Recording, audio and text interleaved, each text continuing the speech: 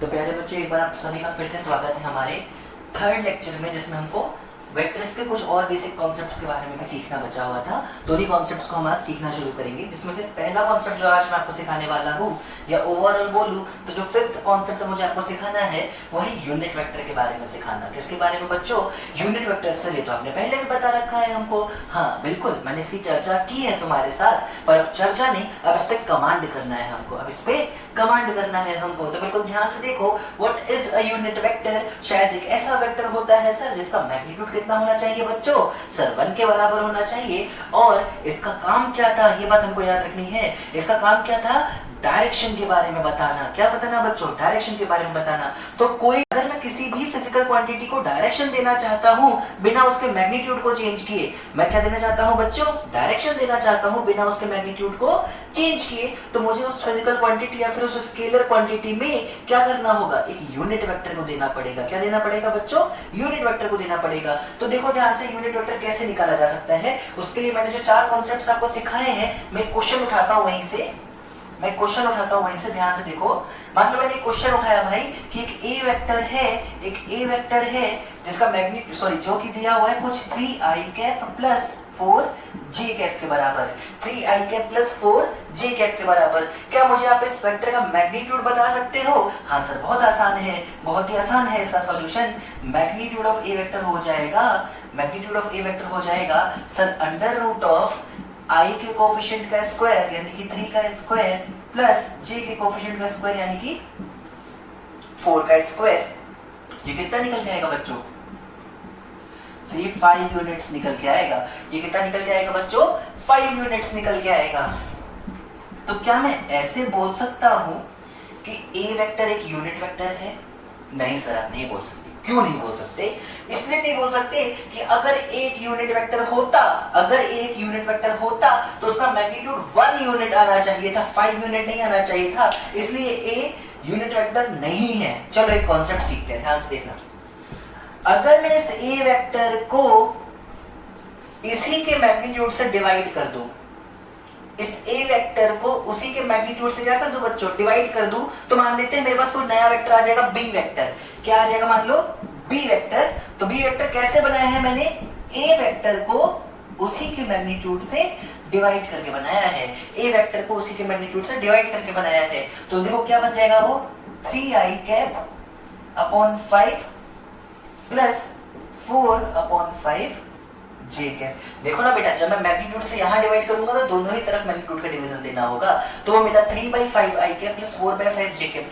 क्या मैं तुमसे बेटा बी वेक्टर का मैग्नीट्यूड पूछ सकता हूँ? हाँ, क्यों नहीं पूछ सकते? बिल्कुल पूछ सकते हो आप। तो देखो जरा, बी वेक्टर का मैग्नीट्यूड कितना निकल के आता?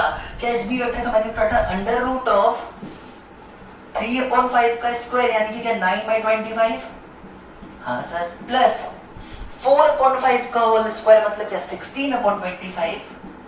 हाँ सर। क्या मैं ऐसे लिख सकता हूँ कि बी वेक्टर का magnitude is actually under root of 9 plus 16 क्या 25/25?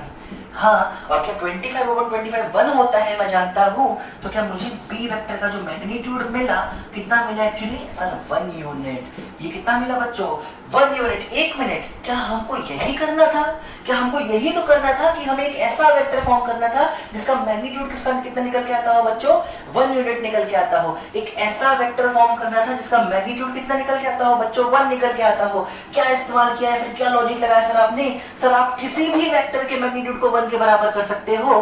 कैसे? अगर आप उसी वेक्टर को उसी के मैग्नीट्यूड से डिवाइड करके एक नया वेक्टर फॉर्म कर लो। अगर आप उसी वेक्टर को उसी के मैग्नीट्यूड से डिवाइड करके क्या करो? एक नया वेक्टर फॉर्म कर लो। जब भी हम किसी भी वेक्टर को उसी के मैग्नीट्यूड से डिवाइड कर देते हैं, जब भी हम किसी भी वेक्टर को, मान लो ए वेक्टर को उसी के मैग्नीट्यूड से डिवाइड कर दिए, तो ये जो नया वेक्टर बनता है इसको हम लोग ए कैप बोलते हैं, जिसको मैंने आपको यहाँ बी वेक्टर से शो किया है, क्योंकि शायद मैं ये मान के चलता हूँ पहले आपने ये सब नहीं देखा था, इसलिए मैंने आपको बी कैप बी वेक्टर से दिखाना होगा। पर एक्चुअली किसी वेक्टर को अगर हम उसी के मैग्नीट्यूड से डिवाइड कर देते हैं तो वो वेक्टर बदल जाता है उसके यूनिट वेक्टर में। किसमें बदल जाता है बच्चों? यूनिट वेक्टर में। और यूनिट वेक्टर का सिंबल कैसा होता है, ध्यान से समझो। तो यूनिट वेक्टर का सिंबल होता है, देखो ध्यान से, मैं इसको रब कर रहा हूं, आप चाहो तो नोट कर लो अच्छे से।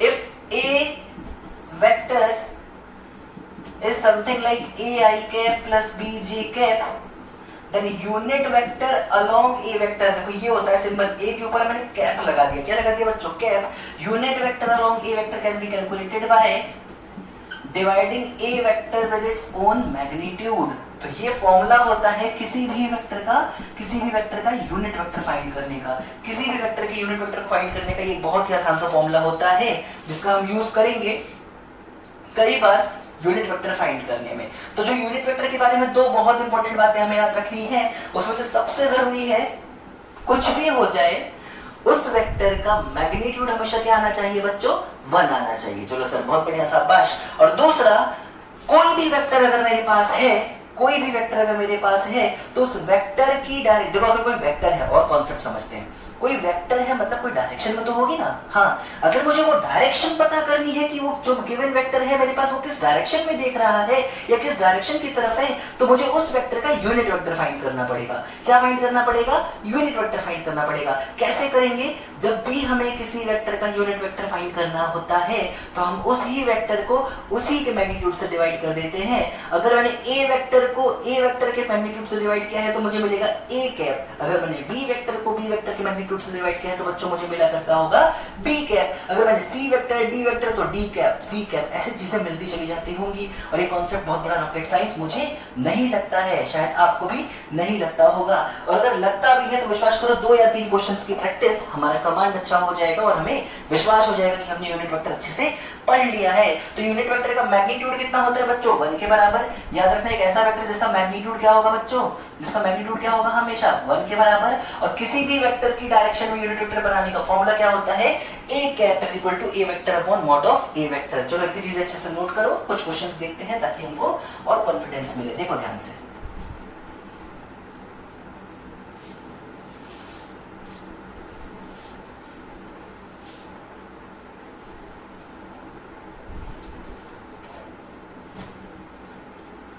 पहला क्वेश्चन देखो,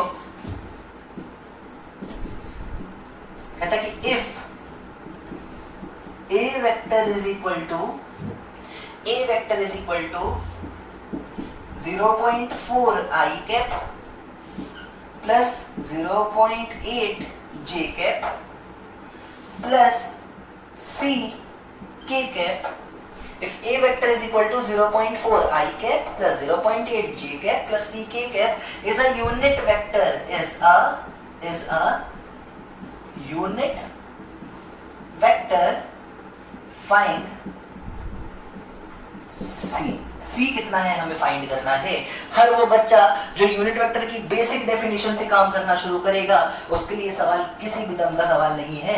क्या हमको साफ साफ सवाल में कहा गया है कि ए एक यूनिट वेक्टर है, हाँ, तो जरा मुझे बताओ इस ए का मैग्नीट्यूड कितना होना चाहिए। सर पक्का 1 होना चाहिए, पर किसी वेक्टर का मैग्नीट्यूड होता क्या है, तो देखो सॉल्यूशन बहुत आसान सा है, सर आप इस वेक्टर का मैग्नीट्यूड फाइंड करो। अगर मैं इस वेक्टर का मैग्नीट्यूड फाइंड करूं तो क्या मैं ये फॉर्मूला यूज करूंगा, अंडर रूट ऑफ 0.4 का स्क्वायर प्लस 0.8 का स्क्वायर प्लस c का स्क्वायर। हाँ सर बिल्कुल आप यही फॉर्मूला यूज करोगे, यही तो फॉर्मूला होता है आखिर किसी भी वेक्टर का मैग्नीट्यूड निकालने का। क्या इसको मैं इक्वल टू 1 रखूंगा, ये क्यों किया सर, अरे भाई बड़ा बड़ा लिखा है, ये कैसा वेक्टर है, यूनिट वेक्टर है, तो क्या मैं इसको इक्वल टू 1 रख सकता हूँ, हाँ। क्या मैं दोनों तरफ स्क्वायर लगा सकता हूँ, हाँ। अगर मैं स्क्वायर करता हूँ तो ये रूट हट जाएगा और 1 का स्क्वायर अभी भी क्या रह जाएगा बच्चों, 1। तो देखो क्या बचेगा, यहाँ से मुझे क्या मिला, 0.4 का स्क्वायर प्लस 0.8 का square plus c square is equal to 1। बेटा 0.4 का स्क्वायर कितना होता है, सर 0.16 के बराबर होता है, ये 0.16 के बराबर होता है। और 0.8 का स्क्वायर कितना होता है, सर ये 0.64 के बराबर होता है। तो कैसे लिख सकता हूँ, मैं ऐसे लिख सकता हूँ कि 0.16 plus 0.64 plus c square is equal to 1। Sir मुझे 0.4 का स्क्वायर समझ नहीं आया आपने कैसे किया। लो देखो बहुत आसान सा है, हालांकि ये चीजें मुझे नहीं बतानी चाहिए पर फिर भी क्योंकि स्टार्टिंग है तो बिल्कुल चलो समझते हैं। आपको 0.4 को 2 बार मल्टीप्लाई ही तो करना है, एक बार के लिए दोनों ही डेसिमल्स भूल जाओ, 4 को 4 से मल्टीप्लाई करो, रिजल्ट क्या आएगा बच्चों 16। और आपको मैथ्स में बहुत आराम से सिखाया गया होगा कितने डिजिट्स के बाद मतलब डेसिमल के बाद कितने डिजिट्स हैं, एक इधर एक यानी कि 2, तो आप अपने आंसर में 2 डिजिट्स पीछे जाके डॉट लगा दो तो देखो ये कितना बन जाएगा 0.16 बन जाएगा बच्चों। ऐसे ही 0.8 का स्क्वायर 0.64 बन जाएगा और वो इक्वेशन आ जाएगी। देखो इसको सॉल्व करके क्या बनता, ये बनेगा c स्क्वायर प्लस 0.64 प्लस 16 क्या 80 होता है? हाँ। क्या 2 डिजिट पहले डेसिमल लग जाएगा तो ये 0.80 हो जाएगा। हाँ, इज इक्वल टू 1। यहाँ से c स्क्वायर कितना आ जाएगा 1 माइनस 0.80, क्या ये 0.20 हो जाएगा? हाँ सर। तो यहाँ से c कितना आ जाएगा सर अंडर रूट ऑफ 0.20, यही है c की वैल्यू और यही है मेरा रिक्वायर्ड आंसर। शाबाश बच्चों जिन्होंने मुझसे भी पहले कर लिया, बहुत बढ़िया बच्चों। कोई बहुत बड़ा रॉकेट साइंस नहीं था इस सवाल में और हमने बहुत ही ढंग से इसको सीख लिया है, इसको बहुत ढंग से सीख लिया है। तो देखो पहला क्वेश्चन मुझे क्या सिखाना था, अगर क्वेश्चन कह रहा है कि यूनिट वेक्टर है तो पक्का मैग्नीट्यूड की मदद से आंसर निकाला जा सकता है। चलो दूसरा क्वेश्चन देखते हैं, दूसरा क्वेश्चन देखते हैं बच्चों।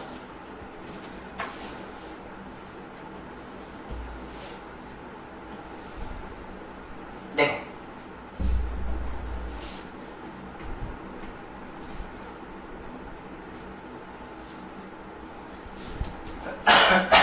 मान लो मैं कहता हूं कि मेरे पास एक वेक्टर है, ए वेक्टर है मान लो 4i कैप माइनस मान लो 7j cap, 4i cap minus 7j cap form a unit vector along A vector. सवाल कह रहा है कि इस ए वेक्टर के अलोंग एक यूनिट वेक्टर बना के दिखाओ, इस ए वेक्टर के अलोंग एक यूनिट वेक्टर बना के दिखाओ, मतलब एक ऐसा वेक्टर बनाओ जिसका मैग्नीट्यूड 1 आता हो पर उस वेक्टर की डायरेक्शन वही हो जो इस ए वेक्टर की डायरेक्शन है। तो बहुत ध्यान से देखो सर, अभी अभी आपने फॉर्मूला सिखाया था, किसी भी वेक्टर के अलोंग अगर मुझे यूनिट वेक्टर बनाना है तो मैं फॉर्मूला यूज करूंगा A cap is equal to A vector upon mod of A vector. बेटा मैग्नीट्यूड निकालना अगर तुमको नहीं आता है तो मतलब पक्का तुमने पिछला लेक्चर नहीं देखा हुआ है, तो पहले उस लेक्चर को देखो फिर इस लेक्चर को देखो ताकि आपको बहुत खास प्रॉब्लम ना हो। तो देखो ध्यान से हम कैसे निकालेंगे ए कैप निकल के आएगा ए वेक्टर यानी कि 4i cap minus 7j cap upon A vector का मैग्नीट्यूड। मैं थोड़ा डायरेक्ट लिखा हूं, बहुत सवाल करा दिए हैं मैंने। क्या 4 का स्क्वायर 16 प्लस 7 का स्क्वायर यानी कि 49। हाँ सर बिल्कुल सही है, इसमें कोई बुराई नहीं है।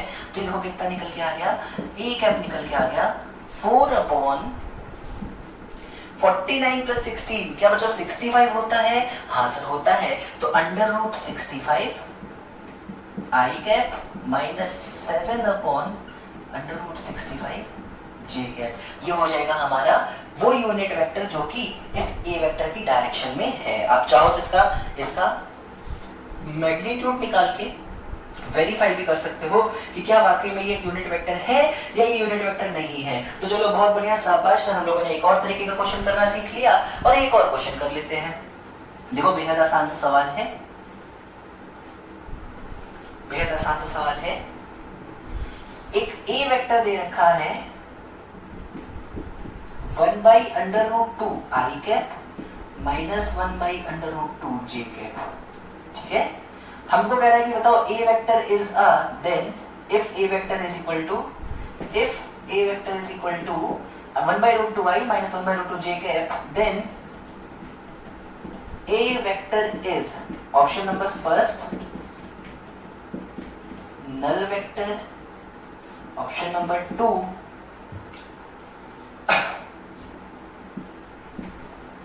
zero vector, option number 3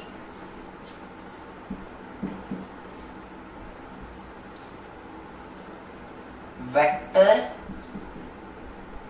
with magnitude √2 और चौथा ऑप्शन है यूनिट वेक्टर। हमको ऐसे कभी कभी एक वेक्टर दे देगा, कहेगा कि बताओ ये किस तरीके का वेक्टर है, तो कोई बहुत बड़ी बात नहीं है। अगर ध्यान से देखो तो जो भी चार ऑप्शन दे रखे हैं वो शायद कहीं ना कहीं मैग्नीट्यूड से रिलेटेड ऑप्शंस हैं। अगर आप बहुत ध्यान से देखते हो सवाल को तो आपको लगेगा चारों ऑप्शन कहीं ना कहीं मैग्नीट्यूड से रिलेटेड है, और दिमाग थोड़ा सा तेज चलाओगे तो नल वेक्टर और जीरो वेक्टर एक ही होता है। और क्योंकि हम सिंगल ऑब्जेक्टिव क्वेश्चंस पर फोकस कर रहे हैं इस समय, तो पक्की बात है कि ये दोनों तो आंसर नहीं ही होंगे। हम ऐसे तुक्का मार सकते हैं, पर तुक्का मत मारो, चलो सीखते हैं। नल वेक्टर का मतलब क्या होता है बच्चों? जिसका मैग्नीट्यूड 0 आता हो सर। नल वेक्टर या जीरो वेक्टर दोनों का मतलब एक ही होता है सर, जिसका मैग्नीट्यूड 0 होता हो।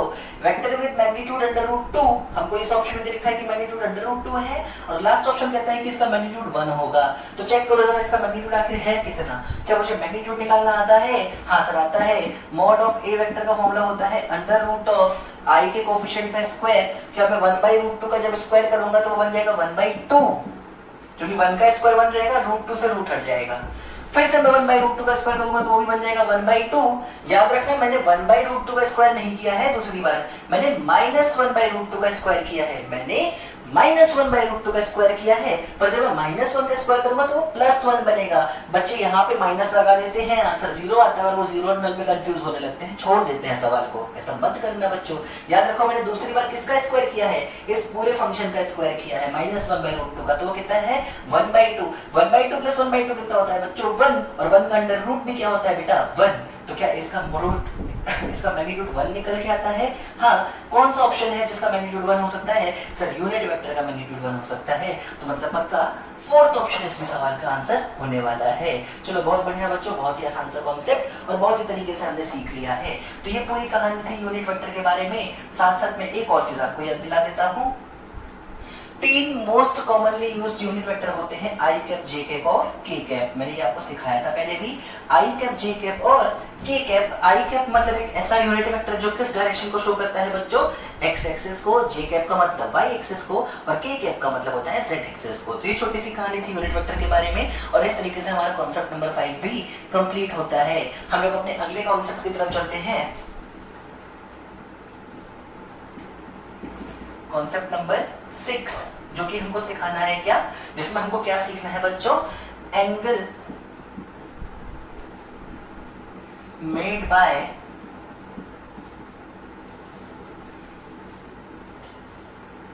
अ वेक्टर विथ डिफरेंट एक्सेस, है ना। अगर मेरा वेक्टर मान लो मेरे पास एक वेक्टर है, रैंडमली मैं आपको समझा देता हूँ शॉर्ट में कि टॉपिक में क्या करने वाले हैं।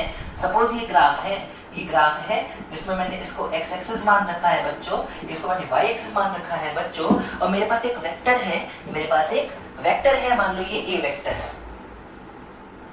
सॉरी, इस मार्कर में इंक नहीं है, कोई बात नहीं, हम इतना डिस्टर्ब नहीं हो गए अपने काम से। मान लो ये एक वेक्टर है a वेक्टर, तो ये a वेक्टर y एक्सिस के साथ कुछ तो एंगल बना रहा है बच्चों, मान लेते हैं बीटा। ये a वेक्टर x एक्सिस के साथ कुछ तो एंगल बना रहा है, इसको मान लेते हैं अल्फा। तो आखिर ये अल्फा और बीटा हम कैसे कैलकुलेट कर सकते हैं? यही सिंपल सा कॉन्सेप्ट है हमारा अगला कॉन्सेप्ट 6, जिसमें हमको angle made by vector with different axes सीखना है। मैं ज्यादा अच्छा बोलूं तो ऐसे भी बोल सकता हूं इसको कि angle made by position vector with different axes. क्यों? क्योंकि ये a वेक्टर किसी ना किसी पॉइंट की पोजीशन को शो करता है। मैंने कल भी आपको ये चीज बताई थी। तो चलो ध्यान से समझते हैं। एग्जाम्पल लेके चले क्या? हाँ सर, एग्जाम्पल लेके चलते हैं। क्यों? क्योंकि एग्जाम्पल हमेशा फील ज्यादा दिलाता है। देखो ध्यान से, मान लो मैं कहता हूं एक a वेक्टर है 3i cap plus 4j cap. बताओ angle between a vector and x axis, angle between a vector and y axis. ठीक है, तो देखो ध्यान से, हमको एक सिंपल सा सवाल करना है कि मेरे पास एक वेक्टर है a is equal to 3i cap plus 4j cap, और मुझको ए वेक्टर और एक्स एक्सिस के बीच का एंगल या ए वेक्टर और वाई एक्सिस के बीच का एंगल फाइंड करना है। सारा खेल ग्राफ का है और बहुत इजीली मैं समझाता हूँ इस कॉन्सेप्ट को। देखो ध्यान से, अगर मान लो ये मेरी ग्राफ है, ये मेरा ग्राफ है, मान लो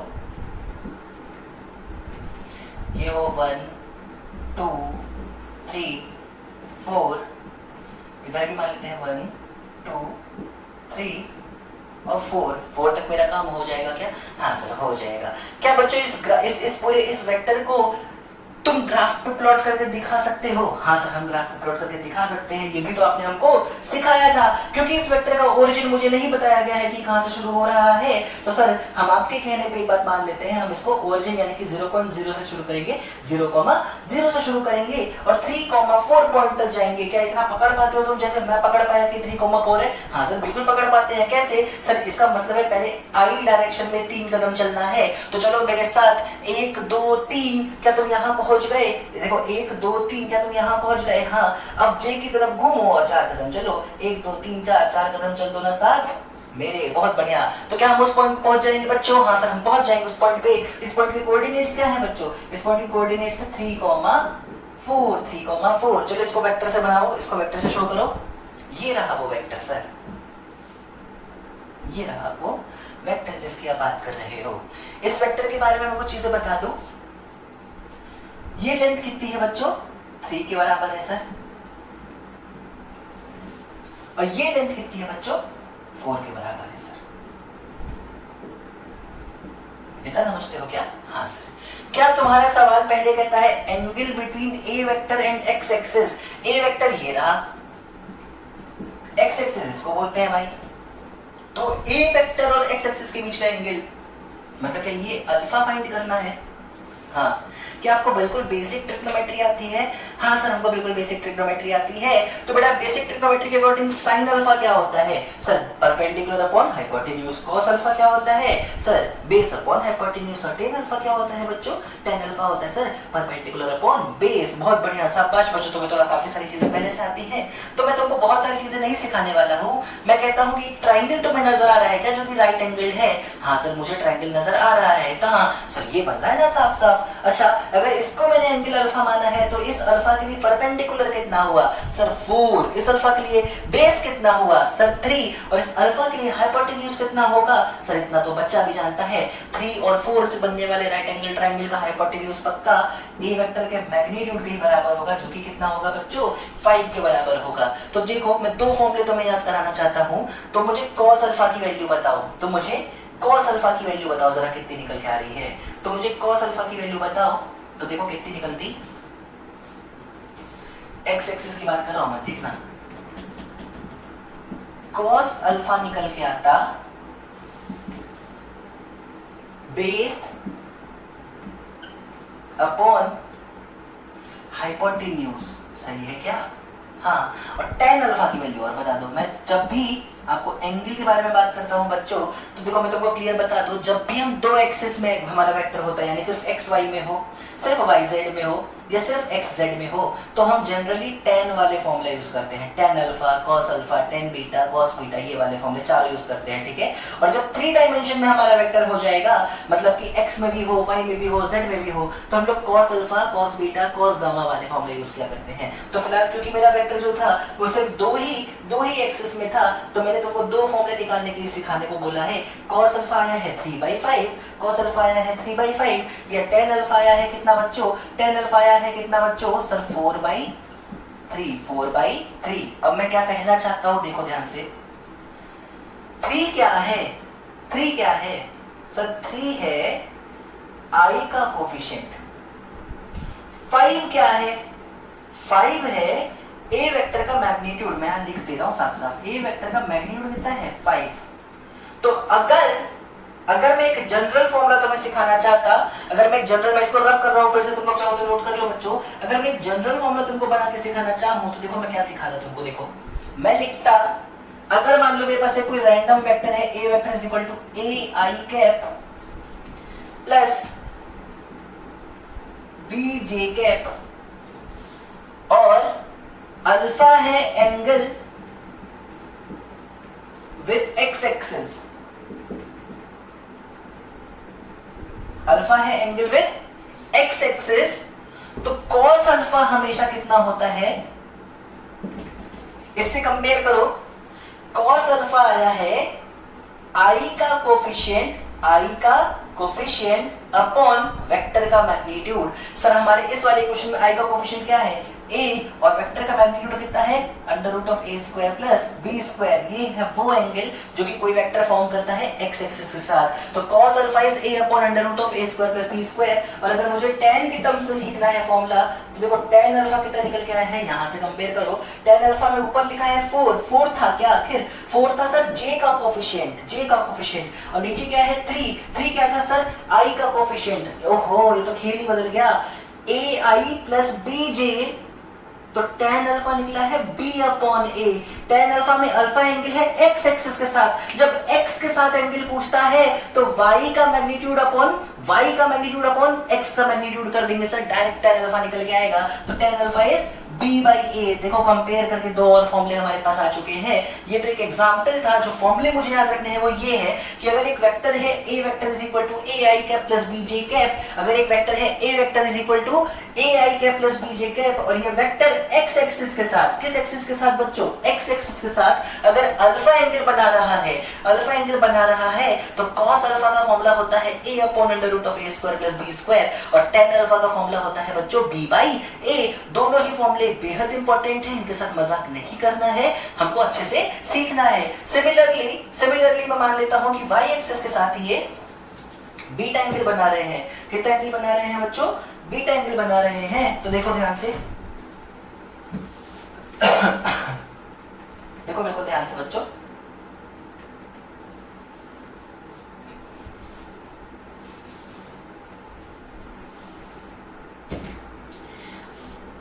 बीटा जो है वो क्या है बेटा,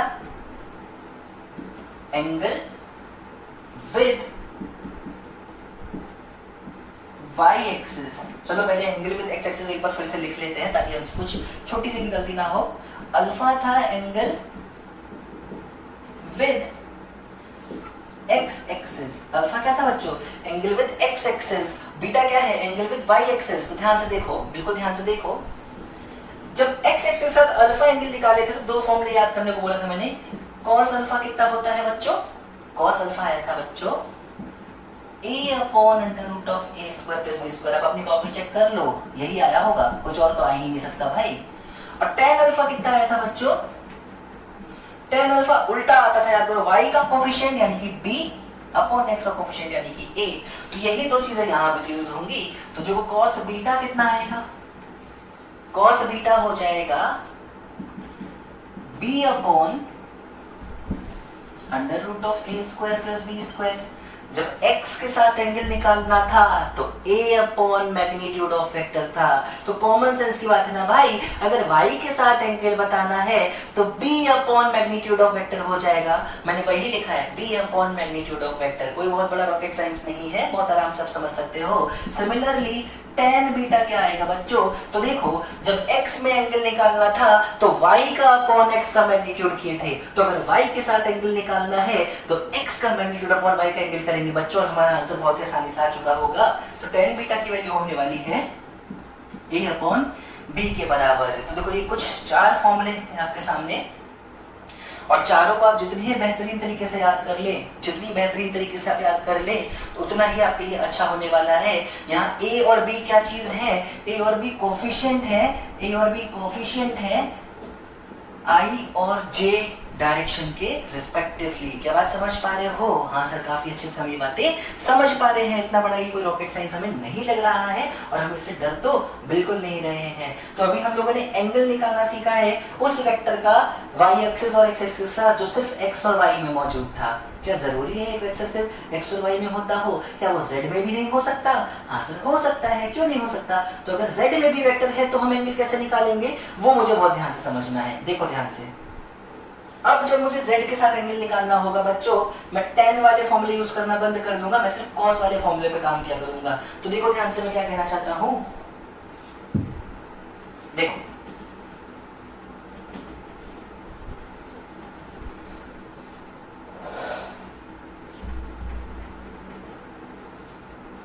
मान लो मेरे पास एक वेक्टर है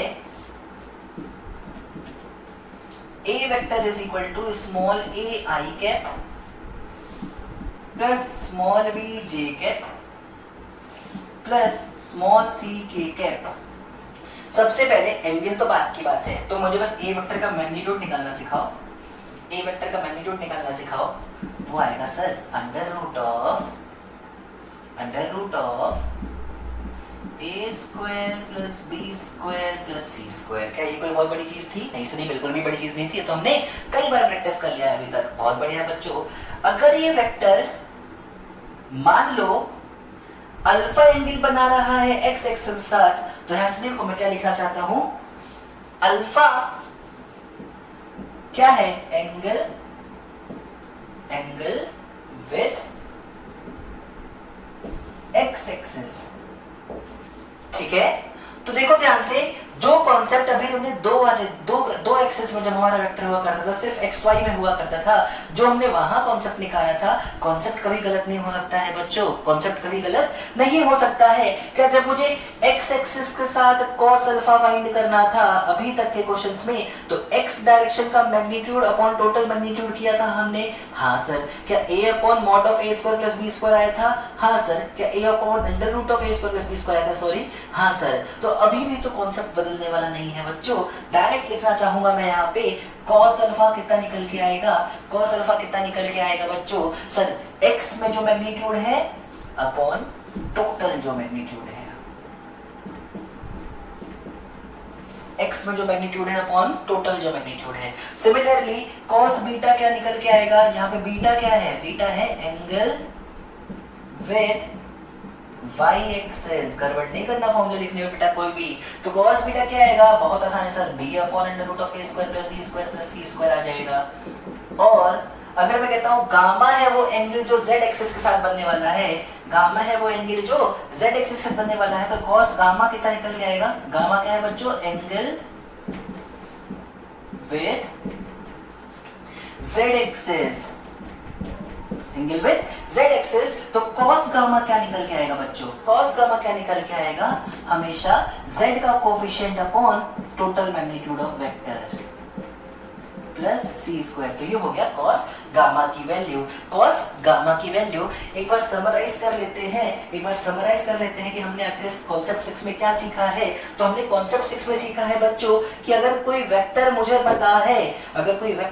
पता है और उस वेक्टर ने किसी भी एक्सिस के साथ क्या एंगल बनाया है ये मुझे पता करना है, तो बेहद आसान से फॉर्मूले हमने सीखे हैं इस पर्टिकुलर कॉन्सेप्ट के लिए, जिसमें अगर वेक्टर सिर्फ दो एक्सिस में हो या 3 एक्सिस में हो, अगर अल्फा एंगल बनाता है हमारा वेक्टर एक्स एक्सिस के साथ, कौन सा वेक्टर? जो जनरल फॉर्म में कुछ ऐसे लिखा हुआ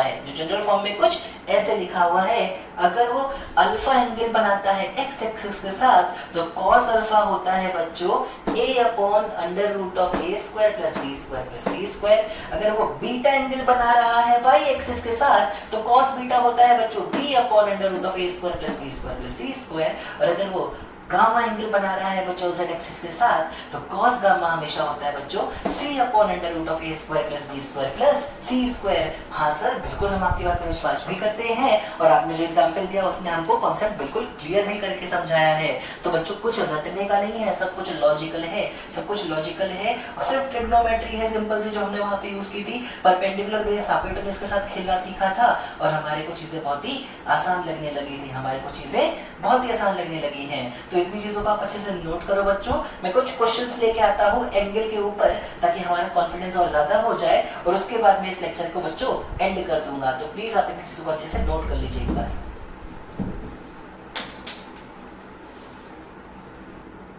तो चलो बच्चों एक बहुत ही सिंपल सा क्वेश्चन कर लेते हैं पहले हम लोग, ताकि जो भी फॉर्मूले हम लोगों ने पढ़े हैं उस पर एक बार हमारा कॉन्फिडेंस भी काफी ज्यादा हो जाए। तो एक वेक्टर दे रखा है हमको बच्चों, a vector is equal to 3i cap plus 4j cap plus 12k cap. क्या ये वेक्टर सिर्फ xy प्लेन में है? नहीं सर, इसमें तो z एक्सिस भी नजर आ रही है, मतलब ये वेक्टर x, y और z तीनों ही प्लेन में है।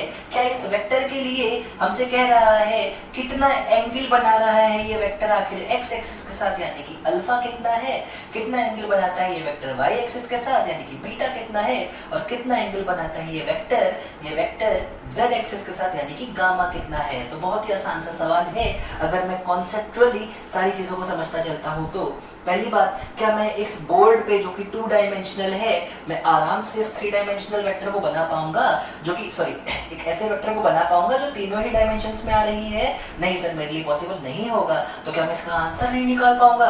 नहीं सर, आंसर तो निकाल लेंगे, क्योंकि आपको फॉर्मूले पता है और हर बार वेक्टर को ग्राफ पे बना के एंगल थोड़ी फाइंड करना है। देखो ध्यान से, क्या बच्चों मैंने आपसे कहा था कि अगर अल्फा एंगल बनता है एक्स एक्सिस के साथ, तो डायरेक्ट हम लोग एक फॉर्मूला याद रखेंगे एंगल विद एक्स एक्सिस के लिए। तो यहाँ पे सॉल्यूशन शुरू करता हूं मैं, बेटा मैं कहता हूँ मान लो अल्फा वो एंगल है जो एक्स एक्सिस के साथ बन रहा है, तो जरा बताओ कॉस अल्फा कितना होता होगा बच्चों?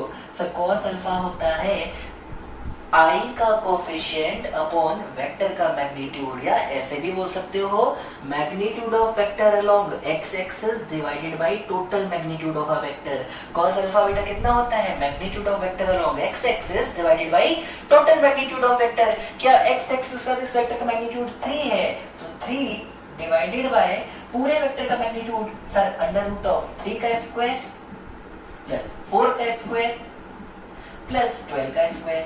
क्या मैं 144 लिख सकता हूँ? जी सर, आप बिल्कुल लिख सकते हो। यहाँ से cos अल्फा कितना निकल के आएगा बच्चों? cos अल्फा निकल के आएगा 3 upon under root 169, 3 upon under root 169। और क्या 169 का अंडर रूट मुझे पता है कितना होता है? हाँ सर पता है, ये आ जाएगा 3 अपॉन 13। तो जरा बताओ अल्फा कितना निकल के आएगा बच्चों? अल्फा कितना निकल के आएगा? cos अल्फा हुआ 3 अपॉन 13, तो अल्फा होता है बच्चों cos इनवर्स। यहाँ जो भी फंक्शन है उधर जाके इनवर्स बन जाता है। क्या बन जाता है?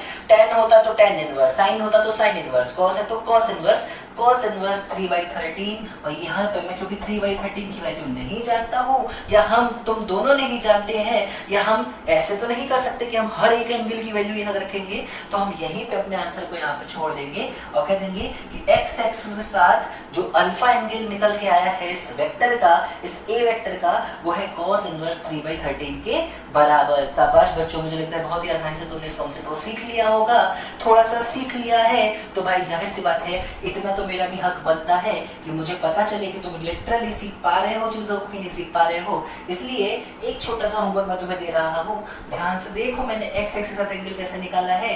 होमवर्क ये है कि बीटा और गामा दोनों ही एंगल्स फाइंड करके तुम्हें बेटा बीटा और गामा दोनों ही एंगल फाइंड करके तुमको कमेंट में बताना है कि आखिर बीटा और गामा कितना निकल के आने वाला है। मैं एक और क्वेश्चन आपके सामने लेके आता हूँ आपके सामने, और सिर्फ क्वेश्चन नहीं, अब जो चीज मैं आपको बता रहा हूँ बेटा वो पूरा एक कॉन्सेप्ट है। ध्यान से समझना।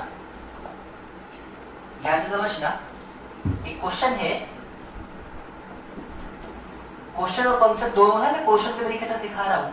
If alpha comma beta comma gamma are the angle made by any vector with x-axis, y-axis and z-axis respectively,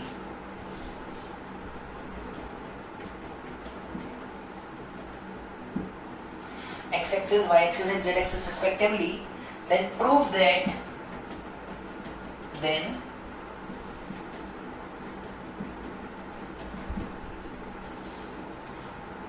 cos square alpha plus cos square beta plus cos square gamma is always equal to 1। तो देखो एक theorem type से तुम समझ सकते हो, अगर तुमने पहले थ्योरम जैसे क्वेश्चन किए होंगे, हम लोग प्रूव किया करते थे कि हाँ ये प्रूव करो वो प्रूव करो। वैसे ही हमसे कहता है कि अगर एक वेक्टर है, कोई भी वेक्टर है जो कि किसी x एक्सिस के साथ अल्फा एंगल पर है, y एक्सिस के साथ बीटा एंगल पर है और z एक्सिस के साथ गामा एंगल पे है तो प्रूव करना है कि cos square alpha plus cos square beta plus cos square gamma हमेशा क्या होता है बच्चों 1 होता है। क्या हम प्रूव कर सकते हैं? नहीं सर हमें तो डर लग रहा है, पागल हो गया। कुछ नहीं, इस सवाल में भाई क्या तुमको cos अल्फा निकालना नहीं सिखाया तुम्हारे सर ने? सिखाया है ना भाई। तो एक काम करो, सबसे पहले एक वेक्टर मानो। क्या तुमसे इसमें कहा है कि कोई वेक्टर लेना है? नहीं कहा है सर। तो तुम तो फ्री है ना यार, कुछ भी ले लो। लो मैं लेता हूँ भाई, मैं कहता हूँ मान लो मेरे पास एक वेक्टर है, A vector is equal to small X I cap plus small Y J cap plus small Z K cap. क्या मैं इसे लिख सकता हूँ? हाँ सर आप बिल्कुल लिख सकते हो, आप फ्री हो कोई भी वेक्टर चूज करने के लिए, क्वेश्चन को सॉल्व करने के लिए। अगर मैं जानता हूँ ये एक वेक्टर है तो इस वेक्टर ने एक्स एक्स के साथ जो एंगल बनाया है अल्फा, वो अल्फा कितना होता है जरा देखो। cos अल्फा कितना होता है सर? एक्स डायरेक्शन में वेक्टर का magnitude upon total magnitude of vector, क्या under root of X square plus Y square plus Z square. हाँ भाई बच्चों शाबाश। सर cos अल्फा की वैल्यू ये है तो cos स्क्वायर अल्फा कितना होगा? देखो ध्यान से, यहाँ से नजर आएगा cos स्क्वायर अल्फा हो जाता है, cos स्क्वायर अल्फा हो जाता है X square upon upon under root of X square plus Y square plus Z square. क्या यही हो रहा है? हाँ सर बिल्कुल यही हो रहा है। अगर बीटा वो एंगल है जो ये मेरा वेक्टर वाई एक्सिस के साथ बनाता है तो cos बीटा कितना होगा बच्चों? cos बीटा कितना होगा सर? बहुत आसान है, cos बीटा होगा वाई डायरेक्शन में वेक्टर का magnitude upon total magnitude of vector, मतलब क्या Y upon under root of X square plus Y square plus Z square. हाँ sir Y square Y upon under root of X square plus Y square plus Z square. क्या cos beta की value मेरे पास आ चुकी है तो यहाँ से मैं cos स्क्वायर बीटा निकाल सकता हूँ? हाँ सर क्यों नहीं निकाल सकते हो? निकाल सकते हो, मार्कर भी आपका और बोर्ड भी आपका। अगर ऐसा है तो cos स्क्वायर बीटा मिलेगा मुझे बेटा Y square upon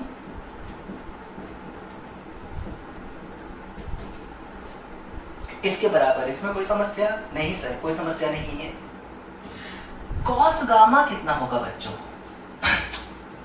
cos gamma होगा सर z डायरेक्शन का magnitude upon total magnitude of vector, मतलब क्या cos गामा निकल के आने वाला है z upon under root of X square plus Y square plus Z square. हाँ सर यही निकल के आएगा। तो सर मुझे बताओ cos स्क्वायर गामा कितना होगा? तो इसका स्क्वायर करो लो, z का स्क्वायर क्या आ जाएगा? z square, sorry sorry sorry छोटी सी गलती हो रही है, नीचे भी तो स्क्वायर है, ऊपर और नीचे दोनों तरफ स्क्वायर होगा, देखो ध्यान से। हाँ, अब सही है सर, अब कोई गलती नहीं है। Upon upon under root of X square plus Y square plus Z square का स्क्वायर। इसमें कोई दिक्कत है क्या? नहीं सर इसमें तो कोई दिक्कत नहीं है। चलो इतनी चीजों को जल्दी से नोट करो बच्चों, बोर्ड्स को वीडियो को पॉज करके, क्योंकि मैं इसको रब करने जा रहा हूँ। मेरे दिमाग में सारे कैलकुलेशन पहले से हैं, उसके लिए आप परेशान मत हो, पर अपना वीडियो पॉज करो, इतना नोट करो और देखो आगे कैसे हम अपने थ्योरम को प्रूव करते हैं या फिर कैसे इस पर्टिकुलर फॉर्मूले को प्रूव करते हैं। अब देखो ध्यान से, हमें निकालना क्या है? आखिर हमें निकालना क्या है बच्चों? हमें निकालना है cos square alpha plus cos square beta plus cos square gamma. क्या हमें ये निकालना है? हाँ सर हमको यही तो निकालना है। क्या cos स्क्वायर अल्फा की वैल्यू सर अभी निकल के आई है X square upon X square plus Y square plus Z square. नहीं सर ये थोड़ी निकली है, वो तो निकली थी under root of X square plus Y square plus Z square का होल स्क्वायर। अरे मेरे लाल, अंडर रूट का स्क्वायर करोगे तो रूट से स्क्वायर कैंसिल ही ना होगा। हाँ सर, तो आप इसको बिल्कुल ऐसे लिख सकते हो, आपको कोई मना नहीं कर सकता। सिमिलरली cos स्क्वायर बीटा को क्या लिख लूंगा बच्चों में? Y square upon Z square. हाँ, और सिमिलरली मैं cos गामा को क्या लिख दूंगा बच्चों? Z square upon X square plus Y square plus Z square. क्या तीनों का डिनोमिनेटर सेम है? हाँ सर तीनों का डिनोमिनेटर सेम है। तीनों का डिनोमिनेटर सेम है तो क्या हम तीनों के डिनोमिनेटर को कॉमन लिख लें एक बार में? देखो ऊपर क्या बचेगा, x square plus Y square plus Z square. ये भगवान, क्या ऊपर और नीचे एक ही चीज दिख गई क्या? हाँ सर, ऊपर और नीचे तो एक ही चीज दिख रही है। और अगर ऊपर और नीचे एक ही चीज दिख रही है तो क्या एक दूसरे को कैंसिल कर सकते हैं? हाँ सर, कैंसिल कर सकते हैं। और यहाँ से जब कैंसिल करेंगे तो जीरो नहीं बच्चों, किसी भी चीज का डिवीजन क्या बन के आएगा जब सेम चीजों का डिवीजन होता है तो 1 के बराबर। और थ्योरम भी क्या प्रूव करने को बोली थी बच्चों कि प्रूव करो cos square alpha plus cos square beta plus cos square gamma कितना होता है 1। और देखो हमने यहाँ पे प्रूव कर दिया कि cos square alpha plus cos square beta plus cos square gamma क्या होता है 1। तो देखो मैंने कहा था ये क्वेश्चन भी है और कॉन्सेप्ट भी है। अभी मैंने क्वेश्चन के तरीके से प्रूव करके दिखाया है और अब मैं आपसे रिक्वेस्ट करूंगा कि इस चीज को, इस रिजल्ट को रट लो अपने दिमाग में, क्योंकि कई अच्छे सवाल है। अगला ही सवाल तो मैं दिखाता हूँ, कई अच्छे सवाल है जो इनकी मदद से आसानी से किए जा सकते हैं। कैसे किए जा सकते हैं सर? लो देखो अगला सवाल, इसको पहले अच्छे से नोट करो, इसको याद करो, फिर अगले सवाल पे देखो ध्यान से।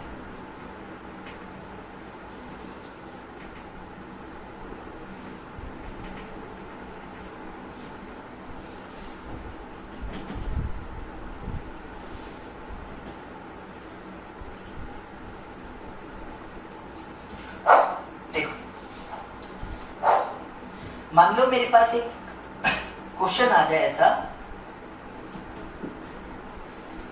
कि एक वेक्टर है ए वेक्टर जो कि एक्स एक्सिस के साथ 30 डिग्री बनाती है। कितना बना रही है बच्चों? 30 डिग्री। वाई एक्सिस के साथ 60 डिग्री पर है। कितने डिग्री पे बच्चों? 60 डिग्री पे। तो बताओ z एक्सिस के साथ इस a वेक्टर के कितना एंगल बनाया होगा? बहुत ही आसान सा सवाल है, बहुत ही आसान सा सवाल है, पर सिर्फ उन बच्चों के लिए जिसको पिछले सवाल का रिजल्ट याद होगा। अदरवाइज वो सवाल इसको कभी कर नहीं पाएंगे जिंदगी में। देखो ध्यान से सवाल क्या कहता है। एक वेक्टर है a वेक्टर जो कि x एक्सिस से कितने एंगल पे है बच्चों? सर 30 डिग्री पे। y एक्सिस से कितने एंगल पे है बच्चों? सर 60 डिग्री पे। तो बताओ z एक्सिस के साथ ये कितने एंगल पर मौजूद होने वाला है? देखो बहुत आराम से हम एक सवाल करते हैं। मैं मान लेता हूं कि अल्फा वो एंगल है जो इसने x के साथ बनाया है। कितना है बेटा? अल्फा। बीटा वो एंगल है जो इसने y के साथ बनाया है और गामा वो एंगल है जो इसने z एक्सिस के साथ बनाया होगा। अगर मुझे अल्फा बीटा गामा मानने का वाला एंगल मिल चुका है तो क्या मैं एक रिजल्ट बहुत अच्छे से जानता हूं कि cos square alpha plus cos square beta plus cos square gamma हमेशा 1 होता है। हाँ सर, मैं अच्छे से जानता हूँ cos square alpha plus cos square beta plus cos square gamma हमेशा 1 होता है। क्या मुझे अल्फा की वैल्यू पहले से पता है? हाँ सर, तो हो जाएगा cos square of 30 degree plus cos square of 60 degree plus cos square of gamma is equal to 1। बढ़िया बेटा। cos 30 कितना होता है? सर cos 30 पढ़ा था बचपन में, √3/2 हुआ करता था। कितना ऐसे ही होता था क्या? √3/2 होता था cos 30। तो cos स्क्वायर 30 कितना होगा? √3/2 का स्क्वायर, √3/2 का स्क्वायर प्लस सर cos 60 1/2 हुआ करता था क्या? हाँ सर 1/2 हुआ करता था। तो cos 60 1/2 था, cos 60 1/2 था, तो cos स्क्वायर 60 का मतलब क्या? 1/2 का स्क्वायर। हाँ सर 1/2 का square plus cos gamma plus cos square gamma is equal to 1 cos square gamma is equal to 1। क्या √3/2 का स्क्वायर 3/4 हो जाएगा? हाँ सर। क्या 1/2 का स्क्वायर 1/4 हो जाएगा? हाँ sir. Plus cos square gamma should be equal to 1। शाबाश। 3 plus 1 4/4। क्या यहाँ पे ये 1 लिखा हुआ है? ध्यान से देखो, क्या ये 1 लिखा हुआ है? हाँ, तो क्या ये ऐसा लिखा हुआ है 1 plus cos square gamma is equal to 1? हाँ सर, ये तो ऐसा ही लिखा है 1 plus cos square gamma is equal to 1। अब ध्यान से देखो, यहाँ से मैं और सॉल्व कर रहा हूँ फर्दर। यहाँ से cos स्क्वायर गामा की वैल्यू कितनी आ गई? सर 1 - 1 कितना होता है? 0। cos स्क्वायर गामा कितना आया है? 0। किसी चीज का स्क्वायर आया है 0, मतलब खुद cos गामा क्या था बच्चों? खुद cos गामा भी रहा होगा 0। और cos फंक्शन 0 होता है तब जब एंगल होता है 90 या फिर 270 डिग्री। 90 या फिर 270 डिग्री। तो यहां से हमको रिजल्ट मिल गया कि गामा कितना हो सकता है बच्चों? या तो 90 डिग्री होगा या तो 270 डिग्री होगा। मैं सिर्फ एक साइकिल के आंसर्स बता रहा हूँ, हमने को तो इनफाइनाइट नंबर ऑफ आंसर हो सकते हैं।